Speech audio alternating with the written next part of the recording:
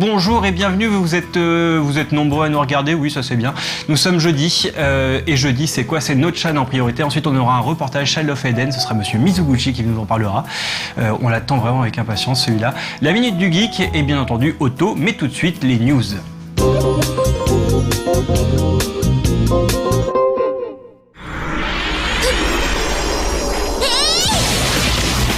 Ce jour est à marquer d'une pierre blanche pour les possesseurs de 3DS fans de Dead or Alive. En effet, la célèbre licence verra son arrivée sur la console portable le 20 mai par la sortie de Dead or Alive Dimensions. Toujours développé par la team Ninja et édité par Tecmo Koei Europe, nous sommes donc a priori entre de bonnes mains car c'est à eux que l'on doit tous les titres précédents. Parmi les bonnes nouvelles annoncées, on trouve un niveau dont le décor sera inspiré de Metroid, la présence de tous les personnages de la série des Dead or Alive, ainsi qu'une fonction Street Pass et Spot Pass qui permettra de récupérer les ghosts des autres joueurs et à terme des figurines virtuelles à collectionner. Et parmi les mauvaises, on a la présence de boutons combo sur l'écran tactile comme pour Street Fighter 4, qui témoigne d'une volonté d'accessibilité sur ce titre, ce qui devrait déplaire aux crust fans de la série, et enfin la qualité des images de ce trailer qui ne laisse rien présager de bon. Mais le public est seul juge.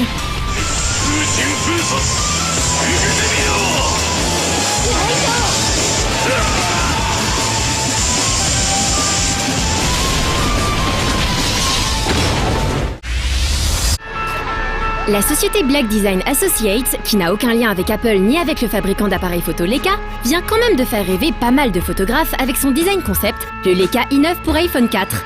Leur idée serait d'associer le boîtier, le capteur et l'optique du célèbre fabricant allemand avec un iPhone, permettant ainsi de stocker et trier facilement ces images. On le répète, c'est complètement imaginé et ça n'a que très peu de chances d'être un jour fabriqué, mais il faut reconnaître que l'idée est tentante.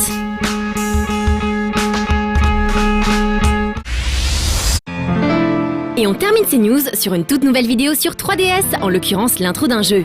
Ah, au cas où vous ne seriez pas au courant, le Legend of Zelda Ocarina of Time, qui a marqué au fer rouge toute une génération de joueurs, est attendu sur la nouvelle portable de Nintendo pour le 17 juin 2011. Et maintenant, faisons silence.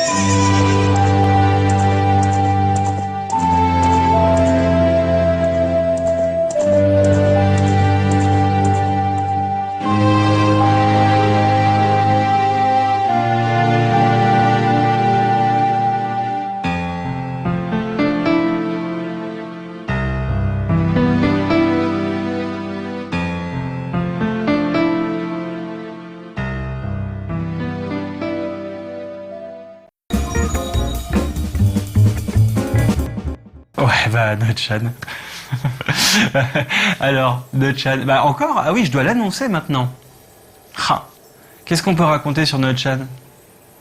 Notchan, il aurait un bout de tissu là, il pourrait faire plein de t-shirts avec ça, n'empêche. Il y en a du pixel.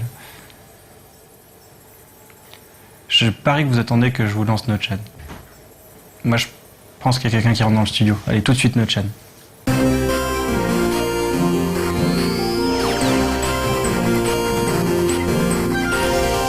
Salut les otaku! Vous savez quoi? Je viens de me rendre compte qu'on peut traduire en français un tas de noms de famille japonais. Par exemple, Monsieur Nakayama, si on traduit, ça fait Monsieur Dumont. Nakagawa, c'est Monsieur Duflo. Matsushita, c'est Monsieur Despins. Monsieur Hara, c'est Monsieur Deschamps. Et mon préféré, Monsieur Hashimoto, bien sûr. Texto, ça fait Monsieur Dupont. Tremblez, mortels, l'apocalypse est proche. Un de vos pires cauchemars semble être sur le point de se réaliser. Akira, en live. Violé à la scie sauteuse. Adapté par Hollywood. Le scénario serait assuré par Steve Kloves, qui a œuvré sur la saga des Harry Potter, et serait sur le prochain reboot de Spider-Man, prévu pour 2012 selon IMDb. Le casting serait en cours, évidemment 100% hollywoodien, pour une histoire se déroulant dans Neo Manhattan. Mais ne vous en faites pas, je ne sais pas pourquoi, j'ai l'impression que tout ira bien. Vous ne leur faites pas confiance, vous ? L'an dernier, en juin 2010 pour être plus précis, Kishiro Yukito, l'auteur de Ganmu, subit un gros coup de pression de son éditeur. Alors qu'il terminait le 100e chapitre de Last Order, la toute-puissante Shueisha lui demande en effet de modifier un dialogue dans sa première version de Ganmu, quitte à planter ses délais. Le clash conduisit à l'arrêt pur et simple de l'histoire dans le magazine Ultra Jump.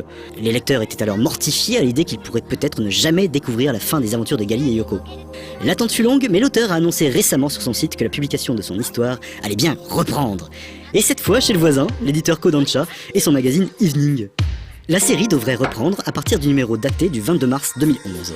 L'auteur précise aussi sur son blog, à côté de la réplique du lightsaber de Darth Vader qu'on lui a offert pour son anniversaire, que Kodansha devrait procéder à une nouvelle édition de Last Order, les 15 volumes précédents se transformant en 10 nouveaux volumes plus conséquents.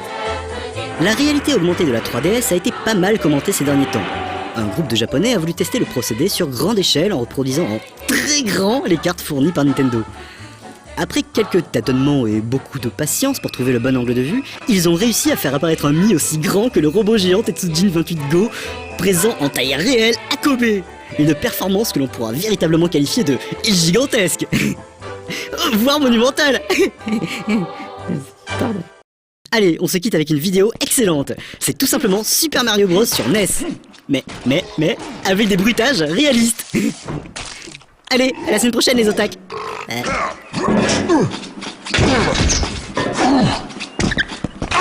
My arm!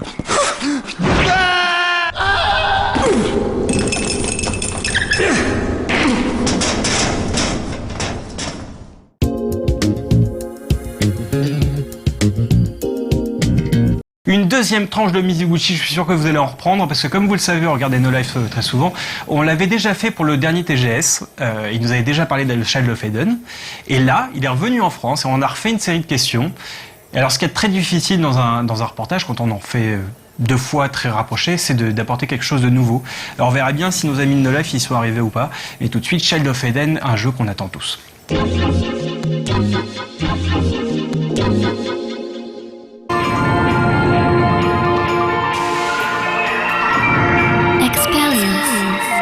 キネクトで遊ぶ場合とまたコントローラーで遊ぶ場合も違うと思うんですけどね。例えばコントローラーで遊ぶとなるとバイブレーションがね手から伝わってくるんで、あとなんかクリック感とかねそういうのもあるんで、結構音楽をなんていうかな、タッピングしてる感覚にはなるんじゃないかと思うんだけど、それはある意味レズの時とそんなに変わらない体験かもしれない。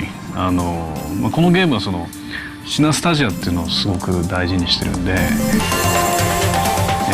なんかサウンドエフェクトがどんどん音楽になってったりとか、ビジュアルエフェクトがだんだんこうね派手になってったりとか、音楽と一緒に。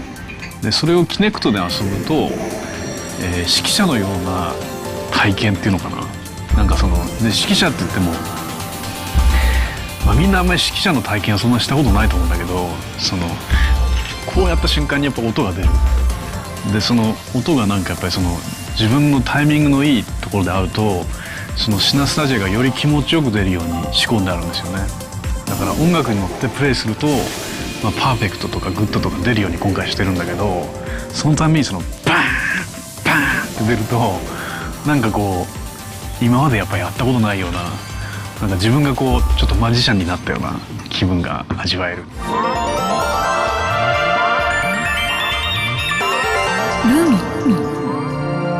ルミはチャイルド・オブ・エデンの、エデンのある意味、メタファーというか象徴でもあります。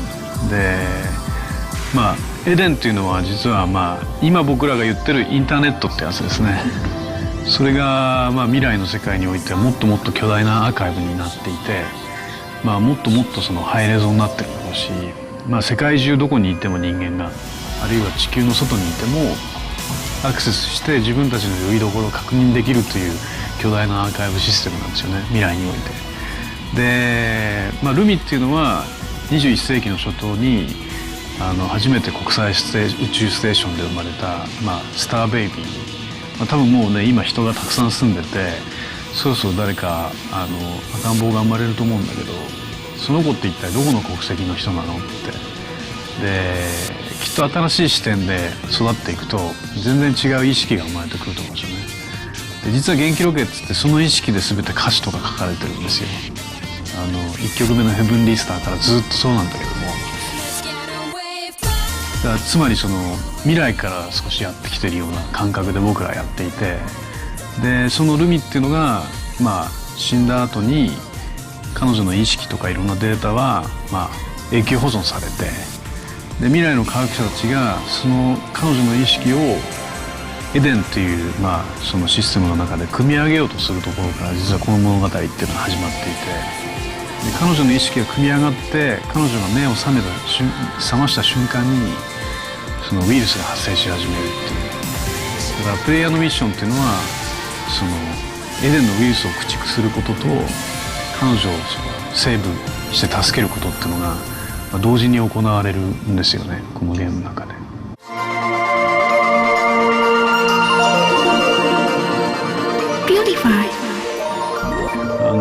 UBI のまあトミーとかね、彼らと話してる時にそのやっぱりホープ&ハピネスにしたいって、その時にやっぱりゲームのグラマーとしてロジックとかやっぱりその殺すじゃないよなって、だからそのウイルス化されたすごくそのまあある意味そのマイナスをどんどんプラスに転じていくっていう、その時のキーワードとかアクションっていうのがなんかやっぱりまあすぐパッと思い浮かんだ話ですけどね、やっぱりジョーカーだなと、ピュリファイだなと、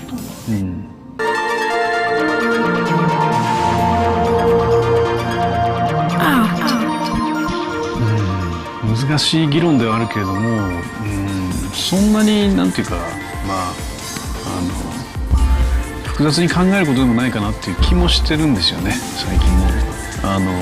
別にゲームはアートであってもいいと思うし、そういう側面がもちろんあるし、で僕は自分で作ってきたものをこれはアートですとは絶対言わないんですけど、でも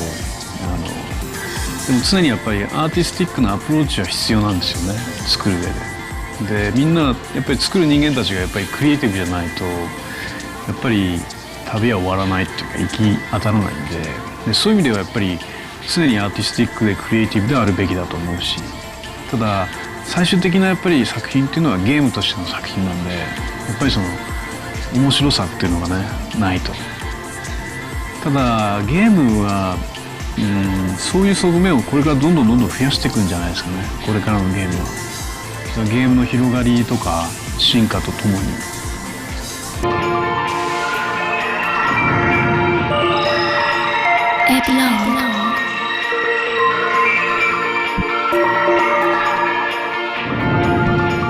結構今日本でねすごく地震がやっぱりたくさんあって、まあ、津波があったりとか、まあ、あと原発の話があったりとかね。で確かに日本は今すごい大変で、まあ、みんな一生懸命なんか頑張ろうと思ってやってるわけなんだけど、本当に多くのねフランスの方がいろんなメッセージをくれてるのをみんな知ってますね。ですごくそれは元気づけられてるし勇気づけられてるんで。まあ、この場を借りて本当にねこのノーライフ見ている皆さんにも本当に感謝を伝えたいなと思います。本当にありがとうございます。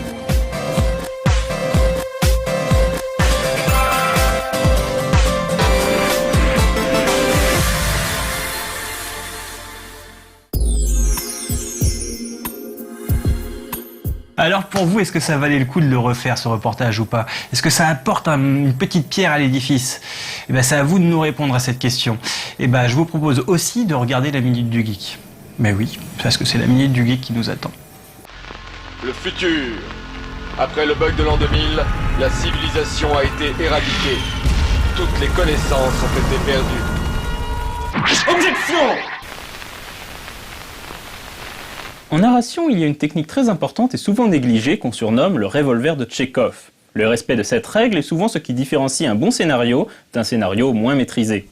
De quoi s'agit-il? En substance, la règle du revolver de Tchekhov peut être résumée comme suit. Si un objet est introduit à un moment donné de l'histoire, il doit être utilisé avant la fin. Le nom de la technique est en référence à Oncle Vania, une pièce de théâtre du dramaturge russe Anton Tchekhov. Vers le début de la pièce, un revolver est introduit innocemment. Alors que l'intrigue avance, le spectateur oublie la présence de ce revolver qui va pourtant jouer un rôle prépondérant dans la scène finale. La règle du revolver de Tchekhov a deux significations implicites. La première, c'est de toujours introduire les éléments importants avant qu'ils ne soient utilisés, afin qu'ils ne sortent pas de nulle part. C'est ce qu'on appelle le foreshadowing en anglais. La seconde, c'est d'éviter d'introduire dans une intrigue des éléments qui ne serviront à rien. C'est un peu l'équivalent narratif du rasoir d'Occam. Un exemple récent de manquement à la règle du revolver de Tchekhov est dans le film Tron Legacy. À un moment donné, on voit le héros ramasser le bâton d'un autre personnage. Quelques instants plus tôt, on a vu que ce bâton permettait de générer une moto. Mais voilà, sitôt ramassé, le bâton magique est aussitôt oublié, alors qu'à plusieurs reprises, le héros aurait bien eu besoin d'une moto. Certains scénaristes utilisent aussi cette technique dans leurs dialogues. Par exemple, dans Batman Begins, certaines phrases prononcées par les personnages en début de film sont réutilisées avant la fin dans un nouveau contexte qui renforce leur sens. L'opposé du revolver de Tchekhov est ce que les Anglais appellent un red herring, littéralement un hareng rouge, qu'en français on appellerait juste une diversion ou un attrape-nigo. Le red herring consiste à attirer le regard sur un objet en apparence crucial afin de détourner l'attention du spectateur de ce qui est vraiment important. Le terme anglais semble dériver d'une technique utilisée jadis pour entraîner l'odorat des chiens de chasse. Pendant que l'on est concentré sur l'odeur du hareng, on ne fait pas attention au reste.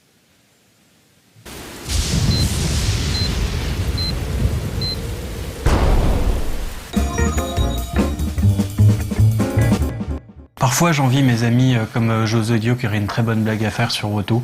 Moi j'en ai pas. Alors Otto, sans blague, sans frioriture, sans huile pour les frites. Au four, sec. Ouais, sec. I know this tangerine, you're always on my mind. Promise you, この想いを信じて. Bonsoir à tous et bienvenue dans Otto. Je suis de retour au Japon, je suis au parc Yoyogi où les cerisiers ne sont malheureusement plus en fleurs. Mais c'était quand même assez agréable de pouvoir faire un petit pique-nique pour ce nouveau Otto au Japon. Dans l'émission d'aujourd'hui, nous aurons, si je ne me trompe pas, un pick-up, également un My Boom et on commence tout de suite avec les releases.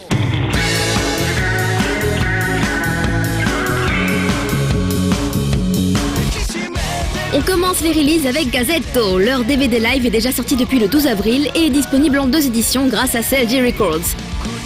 Une simple avec 2 DVD et une limitée avec 3 DVD.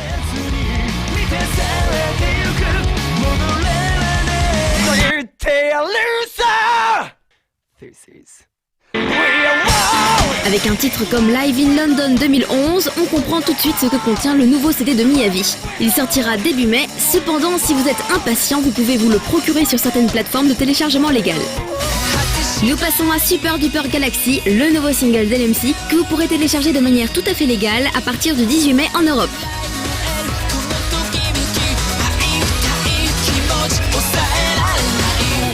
Le même jour sortira l'album Rule de Tsuchihana en France, de quoi ravir tous les fans de la chanteuse. A noter que comme c'est une sortie Wasabi, on peut s'attendre à un beau packaging.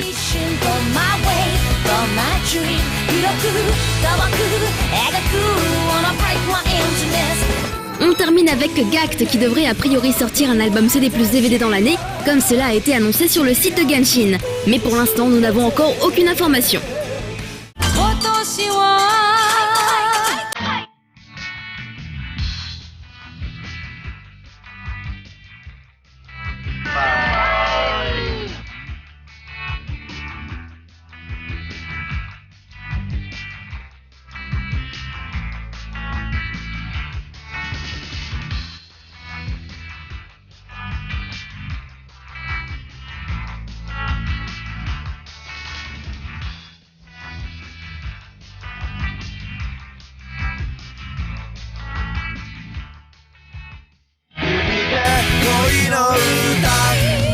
On commence le pick-up, le single sélectionné parmi les sorties de la semaine avec Nakashima Mika et son single Dear. Et pour vous parler de ce single, je vais un petit peu vous raconter ma vie comme j'en ai un peu l'habitude dans mon émission. C'est qu'en arrivant au Japon, en fait, j'ai perdu la clé USB où j'avais tout mon travail pour No Life, donc tous mes autos et tout ce que j'avais préparé pour cette émission. Et du coup, bah là, un petit peu à l'arrache, j'ai dû retrouver quelques infos et que j'ai mis sur mon iPod.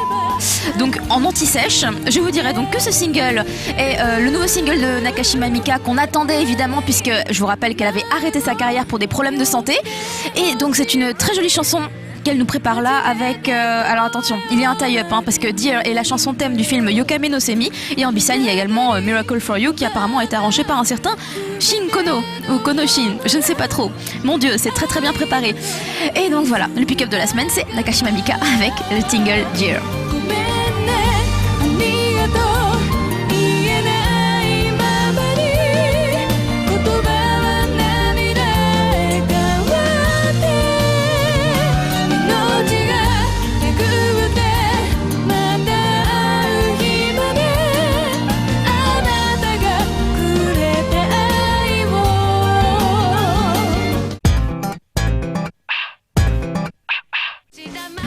boom de cette semaine, comme il y a 2 semaines, ce sera celui d'un stagiaire de No Life. Ai-je bien pu choisir cette semaine-ci? Eh bien, j'ai décidé de faire passer le petit Rémi. Voilà, je l'appelle le petit Rémi, pourtant il fait au moins 3-4 têtes de plus que moi, il est assez grand, mais il est beaucoup plus jeune. Et on a eu du mal à lui trouver un My Boom, parce qu'il voulait absolument que ce soit quelque chose qu'il aime, mais vraiment plus que tout. J'espère qu'il a trouvé. Rémi, quel est ton My Boom? Bon alors pour mon My Boom, je suis désolé Caro, j'ai cherché, alors j'ai vraiment pas trouvé. Donc je vais revenir sur un classique, donc c'est Candy Red de Scarsborough. Donc un artiste que j'ai découvert sur No Life et que j'ai vraiment adoré, donc j'ai accroché directement. Donc mon My Boom, c'est Scarsborough avec Candy Red.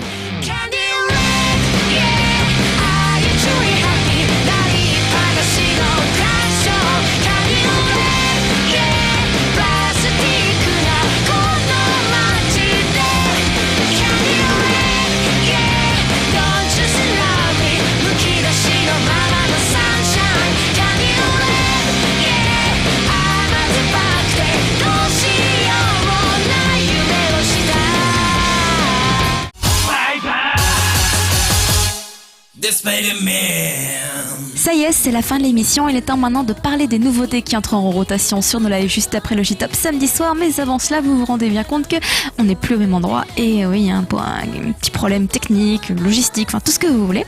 On a été obligé de changer de décor. Là, on est chez moi. Que de bons souvenirs, mon chez moi. Et donc, les clips qui entreront en rotation juste après le J-Top samedi soir. Entre autres, vous aurez alors Story de LC5. Story dont j'avais parlé il y a quelques semaines dans les releases. Il y aura également, vous l'avez vu tout à l'heure justement dans les releases, Super Duper Galaxy de LMC.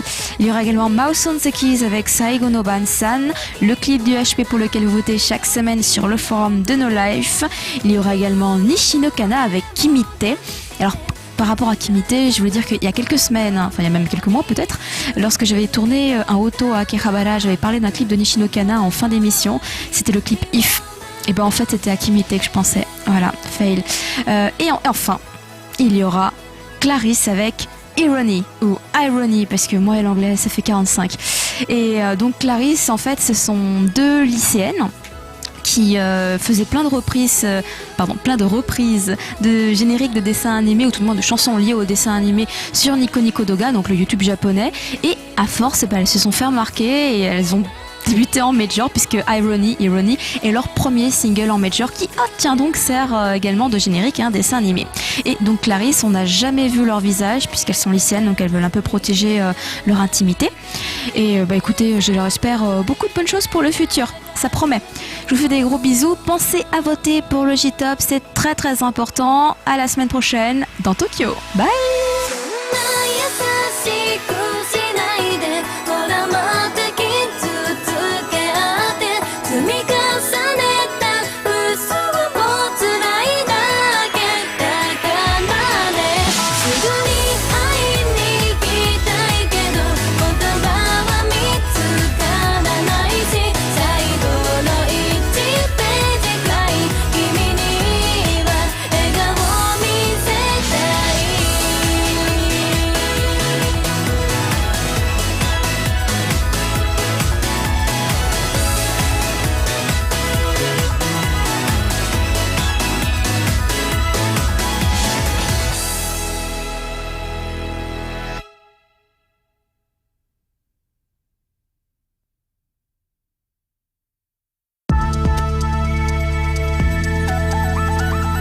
Allez, moi je m'en vais, c'est déjà l'été presque, alors je vais en terrasse, je vous salue et à bientôt.